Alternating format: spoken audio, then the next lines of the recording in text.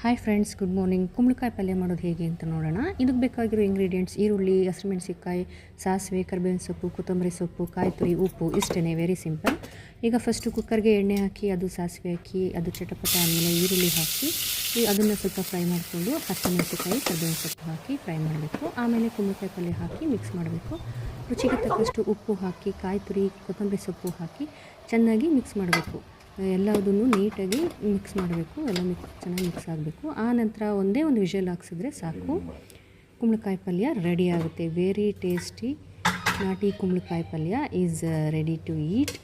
ಇದ್ರ ಜೊತೆಗೆ always the best combination for ಕುಂಬಳಕಾಯಿ ಪಲ್ಯ ಅಂದರೆ ಅದು ಅಕ್ಕಿ ರೊಟ್ಟಿನೇ. ಅಕ್ಕಿ ರೊಟ್ಟಿನ ಕೆಲವೊಂದು ಭಾಗದಲ್ಲಿ ಕೆಲವೊಂದು ಥರ ಮಾಡ್ತಾರೆ. ಇದು ನಾನು ಮಾಡ್ತಾ ಇರೋದು ನಮ್ಮ ಹಾಸನ ಸ್ಟೈಲ್ ಅಕ್ಕಿ ರೊಟ್ಟಿ. ಅನ್ನ ಮತ್ತು ಅಕ್ಕಿ ಹಿಟ್ಟು, ಉಪ್ಪು ಮಿಕ್ಸ್ ಮಾಡಿಕೊಂಡು ಹಾಕ್ತಾ ಇರೋದು. ತುಂಬ ಭಾಗಗಳಲ್ಲಿ ವೆರೈಟಿ ರೊಟ್ಟಿ ಮಾಡ್ತಾರೆ. ಇದು ನಮ್ಮ ಹಾಸನ ಸ್ಟೈಲ್ ರೊಟ್ಟಿ.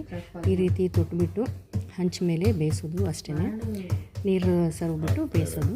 ಇದು ನನ್ನ ಮೊದಲನೇ ರೆಸಿಪಿ ಮತ್ತು ಲಾಂಗ್ ವಿಡಿಯೋ ಆಗಿರುತ್ತೆ. ಐ ಹೋಪ್ ನೀವೆಲ್ಲರೂ ಈ ವಿಡಿಯೋನ ಇಷ್ಟಪಡ್ತೀರಾ, ನನಗೆ ಸಬ್ಸ್ಕ್ರೈಬ್ ಮಾಡ್ತೀರಾ, ಲೈಕ್ ಮಾಡ್ತೀರಾ, ಶೇರ್ ಮಾಡ್ತೀರಾ, ನನಗೆ ಸಪೋರ್ಟ್ ಮಾಡ್ತೀರಾ ಅಂತ ನಾನು ಹೋಪ್ ಇಟ್ಕೊಂಡಿದ್ದೀನಿ.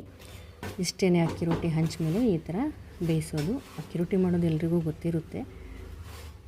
ಅಕ್ಕಿ ರೊಟ್ಟಿ ಆ್ಯಂಡ್ ಕುಂಬಳಕಾಯಿ ಪಲ್ಯ ಈಸ್ ದ ಬೆಸ್ಟ್ ಕಾಂಬಿನೇಷನ್. ಇದ್ರ ಮುಂದೆ ಯಾವ ಬಿರಿಯಾನಿನೂ ಇಲ್ಲ ಅಂತ ಹೇಳ್ಬೋದು. Very super.